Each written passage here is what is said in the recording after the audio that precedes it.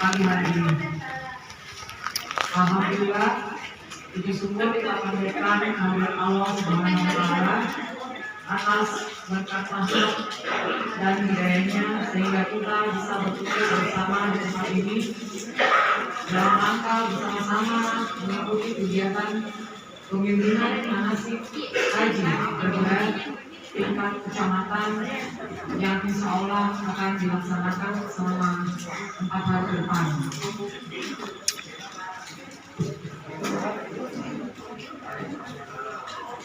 Tak lupa terkirim salam dan salawat kepada junjungan kita yang mulia Nabi besar Muhammad Sallallahu Alaihi Wasallam. Baik, dan ini materi yang insya Allah akan dibawakan oleh Bapak Haji Tajuddin SAG MAG. Beliau adalah Kepala Seksi Penyelenggara Haji dan Umrah pada kantor Kementerian Agama Kabupaten Goa. Pada kesempatan kali ini, beliau akan membawakan materi dengan judul bimbingan manasik haji.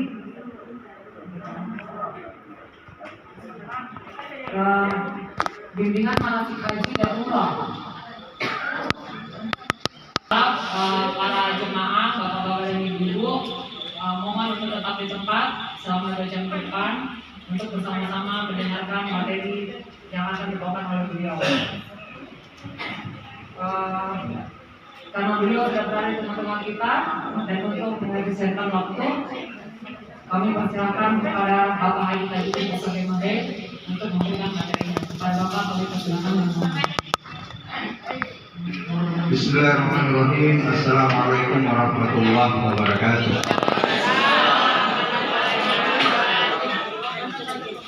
Alhamdulillahirabbil alamin wassalatu wassalamu ala asyrafil anbiya'i wal mursalin sayyidina Muhammad wa ala alihi wa sahbihi ajmain amma ba'd.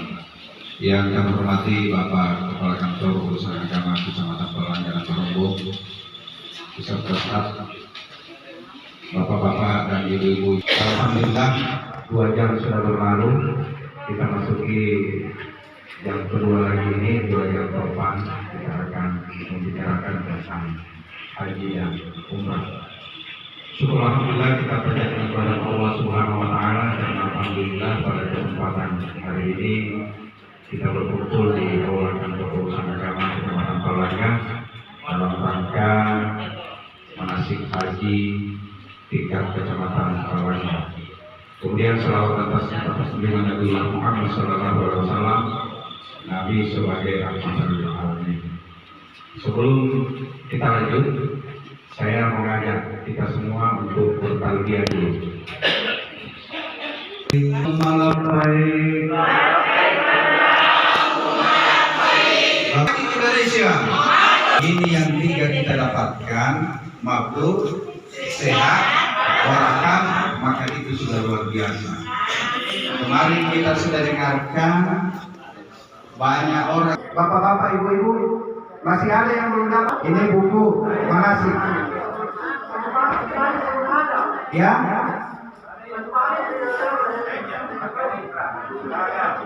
Baju batik itu yang menyiapkan adalah bank yang ditempati mendaftar dan melunasi.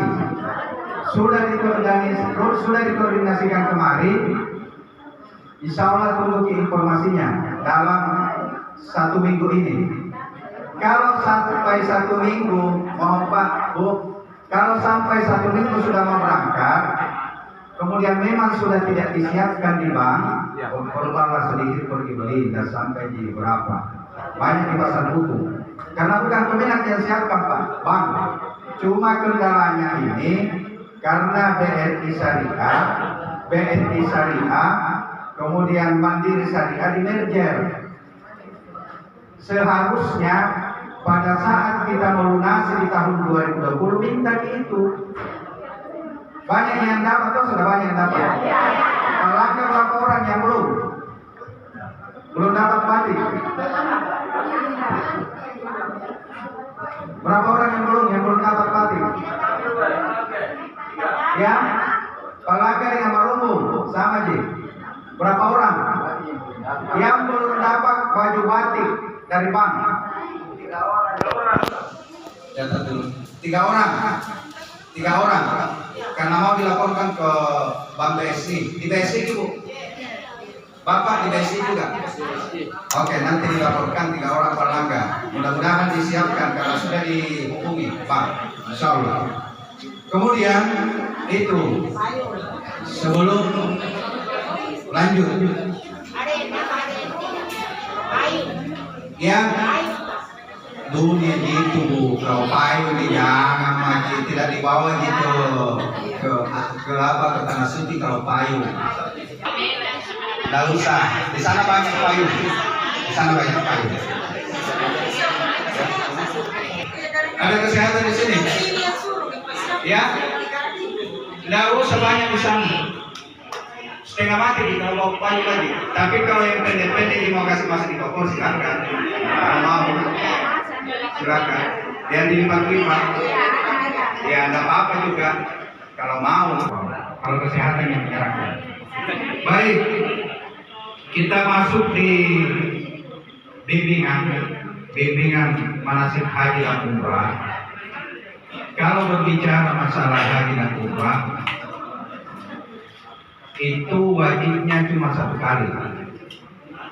Haji cuma 1 kali wajib, umrah juga cuma 1 kali diwajibkan kalau ada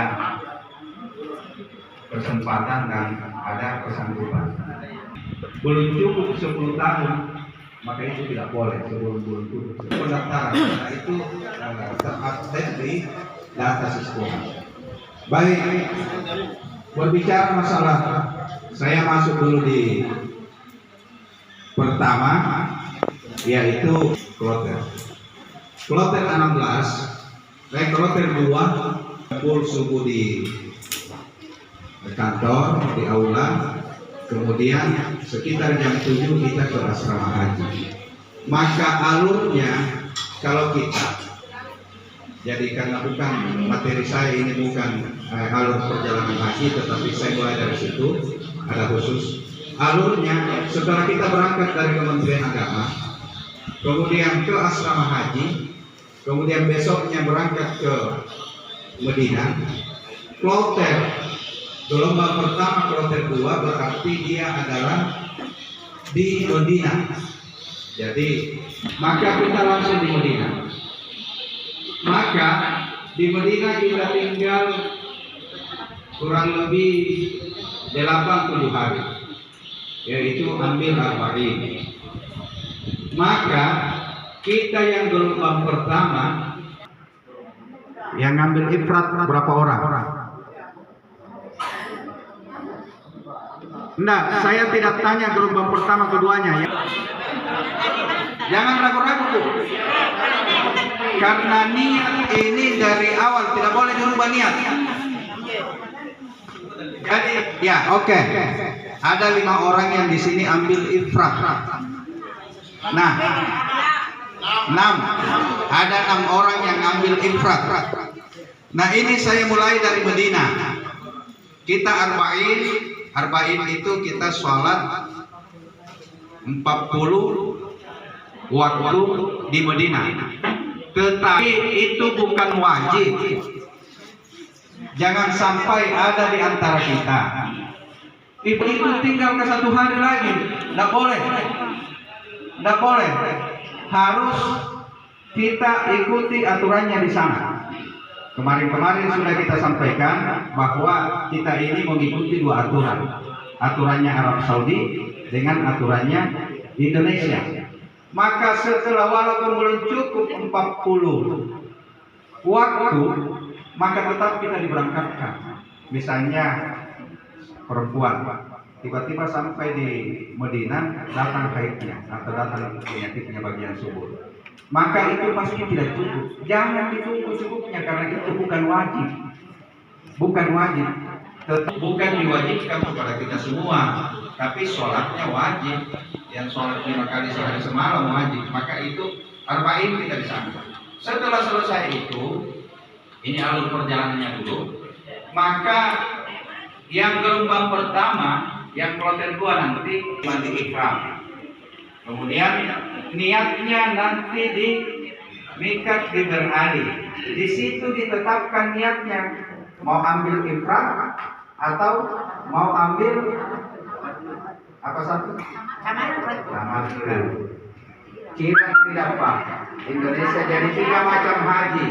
Ifrat, tamattu, kiraan. Tapi kiraan bukan ambil ifrat atau mengambil tamattu niatnya.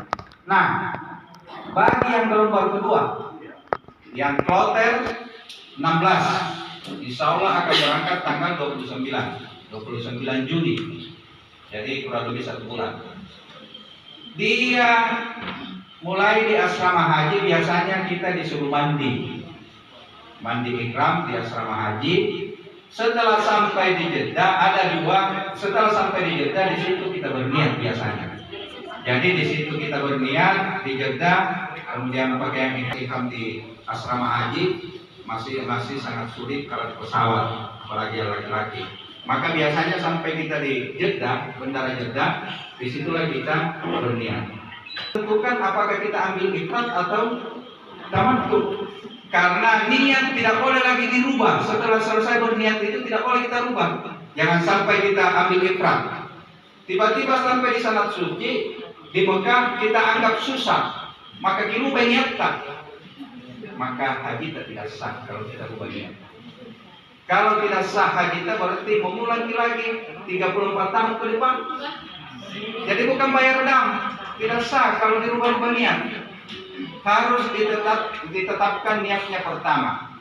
Kalau misalnya di Jeddah kita berniat ifrat, maka bagi yang mengambil ifrat yang didahulukan apa dulu? Kan sudah lama lagi. Didahulukan hajinya. Bagi yang mengambil tamattu didahulukan umrahnya. Jadi niatnya beda. Misalnya bagi yang mengambil ifrat, maka pada saat kita memakai ihram, jadi tidak usah saya sebutkan lagi pengertian haji, umrah, itu tidak perlu kita tahu semua itu. Masuk saja di acara intinya seperti ini. Karena kalau pengertian haji kita baca di buku, tapi cara-caranya yang penting. Nah, kalau kita sudah berniat, saya mau tanya dulu, niatnya bagi yang ambil ifrat bagaimana? Silakan ya. Siapa? Ya, siapa lagi? Bisa juga pakai itu yang kedua. Namanya. Ya. Jadi ada dua niat yang bisa dipakai. Labbaik Allahumma hajjah. Itu yang pendek. Artinya jangan sampai kita mau hafal yang panjang baru kita tidak bisa. Nah, yang kedua, nawaitu wa akramtu bihi lillahi ta'ala. Maka itu lapasnya. Kalau diartikan bahasa daerah atau bahasa Indonesia, saya berniat.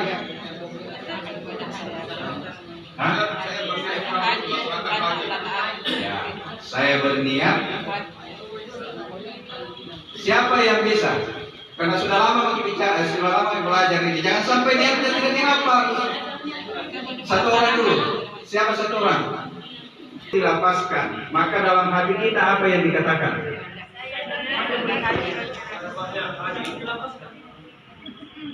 Hah? Saya penuhi.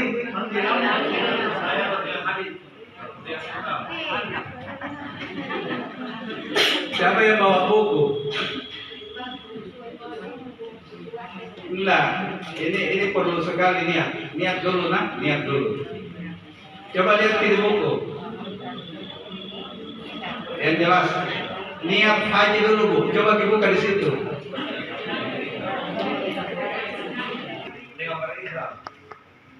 Karena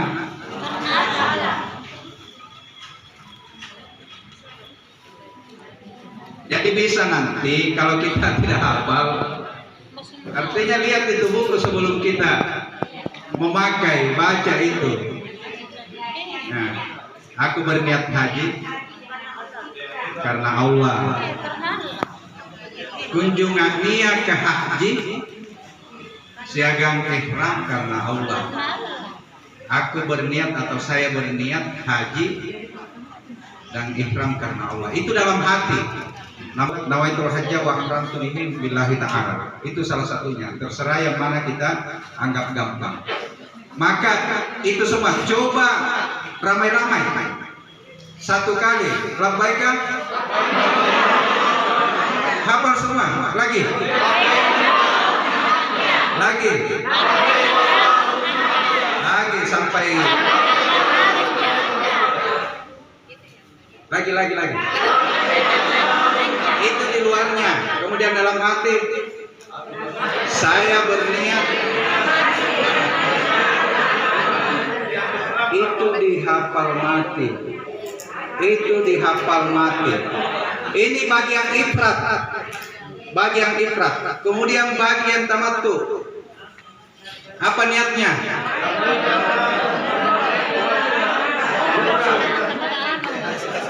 Labbaik Allahumma Kiran itu kalau digabung umrah. Jadi yang bagian tamattu, maka umrah dulu baru haji. Bagian ifrat haji dulu baru umrah. Jadi labbaik Allahumma umrah. Saya berniat umrah dan ihram karena Allah. Itu dihafal baik-baik karena niatnya tidak usah dihafal. Misalnya kita susah untuk Arabnya, maka tidak perlu.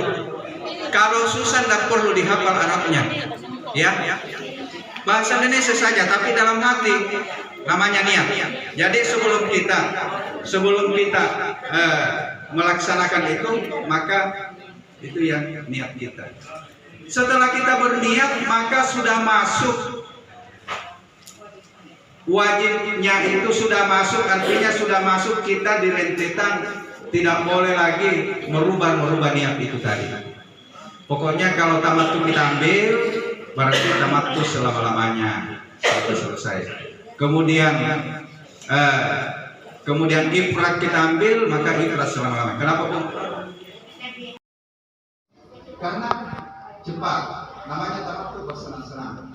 Kemudian kalau kita lewat perintis kemerdekaan sampai ke bandara tidak bayar karena lama, kita capek lagi macet setengah mati, maka tidak perlu dibayar karena sudah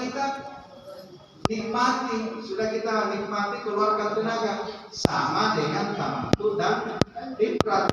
Orang yang ifrat kalau gelombang pertama di kloter 16, kloter 2, maka dia akan memakai pakaian ihram kurang lebih 10 hari lebih.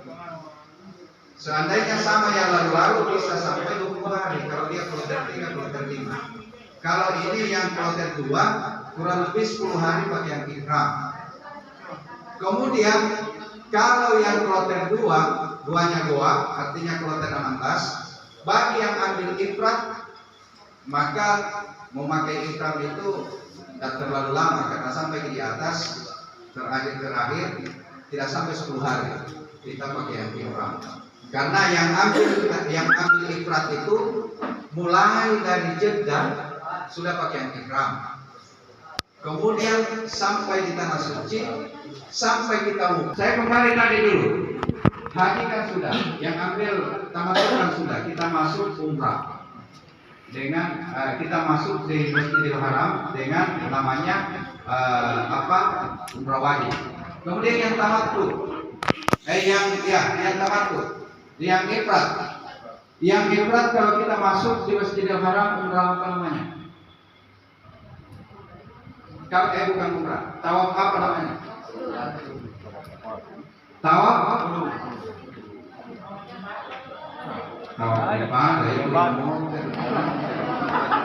Kudu.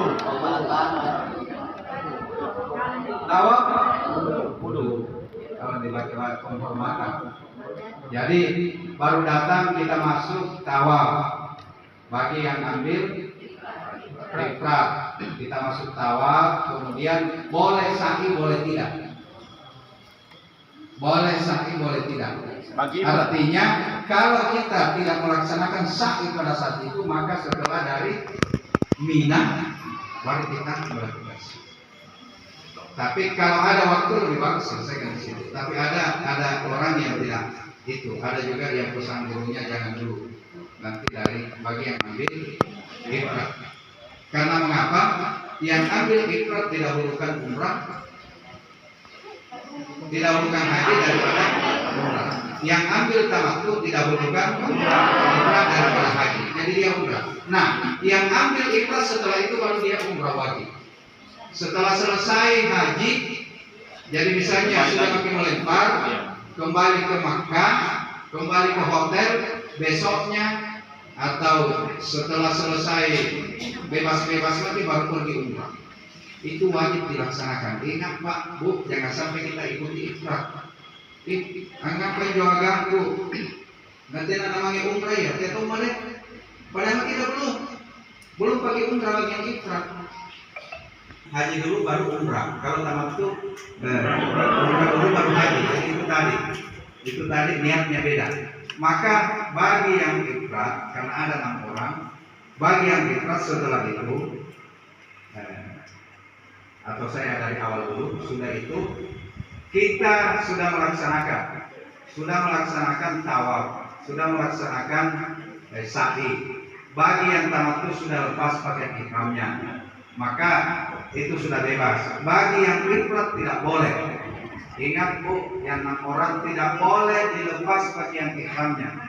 Yang jadi masalah yang ambil ifrat, baik juga bukan ifrat. Yang jadi masalah kalau ambil ifrat, biasa satu kamar dengan bukan muhrim atau mahram. Saya ifrat, yang ambil ifrat, baik yang ambil ifrat maupun bukan selalu laki-laki. Dan begini, yang ambil ifrat di sini, ingat setiap pelanggaran, jadi tidak dikumpul Pak Bu. Misalnya dalam satu hari, sebentar yang ambil ifrat ini, misalnya pada saat yang ifrat, tiba-tiba dipotong ibu kuda satu pelanggaran karena masih pakai ihram. Ini larangan pakai ihram, baik ifrat maupun yang bukan baik maupun tamattu. Pada saat pakai ihram maka tidak boleh memotong kuku, tidak boleh potong bulu dan sebagainya. Maka karena yang ifrat ini lama pakai ihram, maka hati-hati. Misalnya hari ini, tiba-tiba kita potong kuku satu pelanggaran.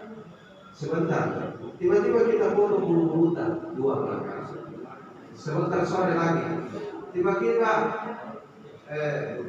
ada nyamuk atau binatang, kita langsung darah, maka 3 pelanggaran. Maka 3 pelanggaran satu hari, 3 ekor kambing Pak, satu, tidak digabung. Setiap pelanggaran 1 kambing. Jadi itu kan saja ifrat, tetapi tamattu juga begitu pada saat dia pakai ihram. Kenapa itulah saya sebut karena lama pakai ihram. Lama. Nah, selama pakai ihram kalau kita melanggar maka itu setiap pelanggaran 1 ekor. Ada kan yang bilang begini? Ada yang bilang dikumpul saja pelanggaran itu baru potong 1 ekor. Tidak begitu.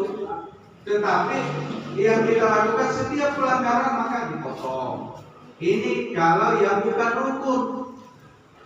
Kalau yang rukunnya kita langgar, tidak ada namanya dam. Itu batal haji kita. Iya. Yang pertama rukunnya itu apa? Niat. Yang kedua hukum di Arafah. Yang ketiga awal. Yang keempat sa'i. Makanya tadi yang ambil tamattu ada yang membolehkan sa'i dulu, jangan dulu sa'i nanti kembali ke tanah suci karena tertib. Tapi ada yang juga membolehkan boleh saja itu tidak ada waktu. Nah, jangan sampai kita tunggu dari tanah suci kita pulang ke Mekah tidak ada lagi waktu sa'i begitu. Nah, ini yang rukun tidak boleh dilanggar Pak. Kapan kita langgar tidak ada namanya dam. Kalau wajib ya oke silakan pelanggaran. Misalnya tidak berniat, maka itu tidak sah hajinya. Tidak tawaf wajib, tidak tawaf ibadah, maka itu tidak sah hajinya. Kemudian tidak hukum, bukan dulu di situ. Namanya rukun, maka tidak boleh kita langgar karena tidak ada namanya dam kalau rukun. Rukun tidak boleh kita langgar. Nah, sudah selesai itu. Kita sampai di Mekah. Maka di Mekah kita melaksanakan ibadah. Di Madinah tadi yang ifrat sudah. Kita sholat arba'in di sana 40 kali waktu. Insya Allah mudah-mudahan didapat. Makanya di Madinah jangan terlalu banyak keluar ziarah apa dan sebagainya, jangan sampai itu yang kita dapat, kecuali ada petunjuk dari pembimbing. Silahkan di situ kalau kita mau buru itu namanya arba'in. Maka setelah itu kita sudah di Mekah menunggu wukuf. Tahun ini insya Allah kalau tidak ada perubahan maka wukufnya itu hari Jumat. Maka hari Jumat, kalau hari Jumat itu biasa dikatakan haji akbar. Mudah-mudahan itu yang terjadi. Banyak perhatian untuk perempuan, laki juga harus kelihatan wajah, muka dan tapak tangan. Yang mau saya tanyakan Pak terkait dengan keluarga yang tadi, bagaimana kalau misalnya Pak sebelumnya itu kita memakai pakaian ihram yang kebetulan leket ada bau yang parfum, apakah itu termasuk suatu pelanggaran? Yang kedua, bisa saya Pak pakaian ihramnya atau pakaian perempuan itu kan ada wanginya, misalnya habis cuci dengan molto, itu mana apakah termasuk pelanggaran? Yang kedua, ini juga terkait dengan wangian, khususnya mengenai perlengkapan mandi, sikat gigi, sabun, sampo. Apakah ini juga berlaku di situ pada saat kita berihram tidak boleh memakai perlengkapan mandi atau wangiannya? Kalaupun misalnya itu tidak boleh dan ada suatu pelanggaran, mungkin ada apa ya, semacam tips mungkin Pak, atau apa ya, mungkin ada bahan perlengkapan mandi yang tidak mengandung parfum wangian. Yang ketiga Pak, tadi yang wajah, kita ini kan bisa dibilang masa transisi dari pandemi ke endemi. Ada kemungkinan masih berlaku yang namanya memakai masker. Apakah memakai masker ini Pak, kan menurut saya itu adalah menutup muka, menutup wajah. Apakah ini juga adalah suatu pelanggaran? Ya mungkin itu Pak sementara. Terima kasih. Assalamualaikum warahmatullahi wabarakatuh. Assalamualaikum tentang wangi-wangian. Selama sebelum kita berniat, sebelum dipakai kemudian dikasih wangi-wangian pakaian itu tidak ada masalah. Jadi sebelum kita memakainya, kemudian nanti kita pakai, setelah itu sudah dikasih wangi-wangian baru kita pakai.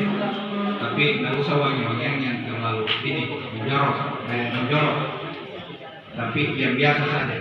Maka setelah itu sudah dikasih, dipakai, tidak ada masalah. Kecuali setelah kita memakainya baru kita semprot, sudah berniat, maka itu sudah tidak dibolehkan.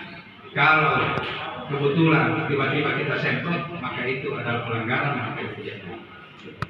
Kemudian yang kedua, masalah sikat gigi. Apakah kita tidak dibolehkan pakai odol, apa dan sebagainya. Saya kira odol itu bukan bagian dari wangi-wangian, tetapi odol itu adalah bagian dari kesehatan. Bagian dari kesehatan, maka itu tidak ada masalah. Kalau cuma kita sikat gigi, tidak ada masalah karena itu bagian dari kesehatan. Kalau sabun mandi ini yang dua pendapat, tetapi kalau menurut saya untuk menghindari itu, karena jangan sampai bulu-bulu tak jatuh, jangan dipakai sabun. Pokoknya tidak. Satu lagi tips saya sebelum saya jawab, sampaikan. Cuma doa saya pada saat itu salah lagi doa saya. Sebelum saya pakaian ihram, saya berdoa, ya Allah, selama saya pakaian ihram, hilangkan semua bau saya yang ada dalam hidup saya. Selama saya pakaian ihram, ternyata waktu saya pakaian ihram tidak mandi, cuma ambil air dulu apa dan sebagainya, tidak pernah mandi, tidak ada bau sama sekali. Tetapi setelah dibuka pakaian ihram, kemudian kalau tidak pakai Rexona atau apa, tetap kembali berbau. Maka doa saya salah di situ. Seharusnya berdoa, ya Allah, hilangkanlah bau saya selamanya. Seharusnya begitu. Tapi itulah kemauan Allah. Sampai saya berdoa minta Allah sebelum itu. Pokoknya apa yang kita ucapkan pada saat berdoa itulah kemauan Allah. Maka itulah kemauan Allah pada saat itu. Saya berdoa seperti itu, Pak. Dan saya betul tidak ada rasa-rasa, tidak ada rasa pengat apa dan sebagainya. Semuanya kayak biasa saja. Doa saya pada saat itu, maka berdoalah seperti itu. Berdoalah sebelum pakai ihram, minta kepada Allah supaya bau itu, karena pelanggaran yang kita hindari, Pak. Ya bayangkan kalau kita mandi apa, misalnya apa itu, kita harus hati-hati sekali. Makanya sebelum kita pakaian ihram itu kan ada sudah diajarkan dulu kita bulu-bulu yang panjang belakang memang cukup, bisa tiba-tiba biasa kan begitu, Pak. Jadi tidak usah pakai itu, Pak. Berdoa saja kepada Allah. Kemudian terakhir pakaian masker. Saya kira kalau masker tidak ada masalah, Pak. Tidak ada masalah, ya ditutup karena itu bagian dari kesehatan. Apalagi saat sekarang ini di tanah suci itu memang kita walaupun tidak COVID diwajibkan pakai masker. Kalau pakai tas, ikat pinggang kita pakai, tidak ada masalah. Sudah tahu, Pak. Ya, jam tangan saya kira tidak ada masalah. Itu mau melaksanakan mau Ya, terus dia belum melaksanakan tawaf dulu. Lantas ini saya contohkan ini mungkin pada jemaah perempuan, dia datang kali misalnya, tapi dia belum melaksanakan tawaf dulu, tawaf penghormatan. Belum berhenti akhirnya kita kan sudah berangkat ke Arafah. Ya, bagaimana dia nanti, Pak? Apakah dia bisa melaksanakan tawaf dulu setelah bulan dari Mina? Bisa, Pak. Baik, Pak. Kalau yang masalah haid, misalnya hal yang seperti itu, konsultasi kesehatan.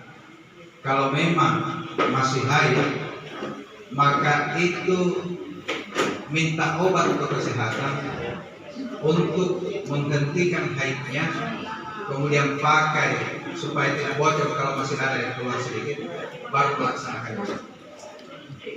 Jadi jangan disembunyiin lagi, Pak, Bu. Jangan disembunyi ke kesehatan kalau ada yang begitu. Kalau ada yang begitu, maka konsultasi ke kesehatan sama dengan kalau mau pulang. Tahu apa itu namanya kalau mau pulang? Tawaf wada.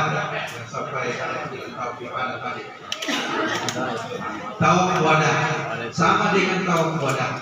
Besok kita mau pulang ke tanah air. Ada ibu yang masih haid.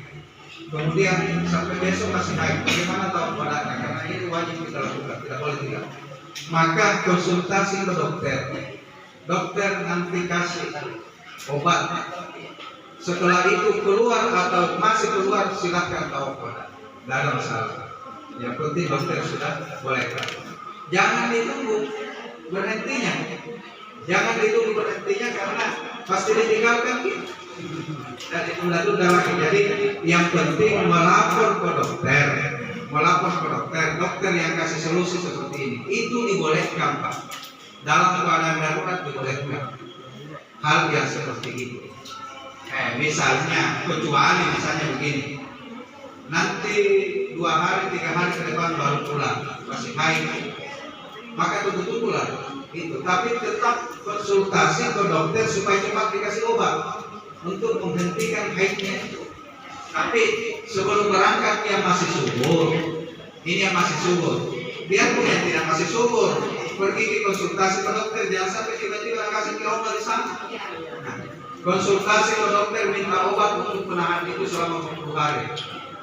Bisa itu, ada obat dikasih memang sama dokter untuk penahan itu, penahan haid. Karena rata-rata perempuan kan seperti itu bagian subur. Jadi itu boleh saja Pak. Itu dalam keadaan darurat, tetapi dengan catatan konsultasi beberapa dengan dokter. Saya kira itu ada lagi. Ya itu. Alhamdulillah.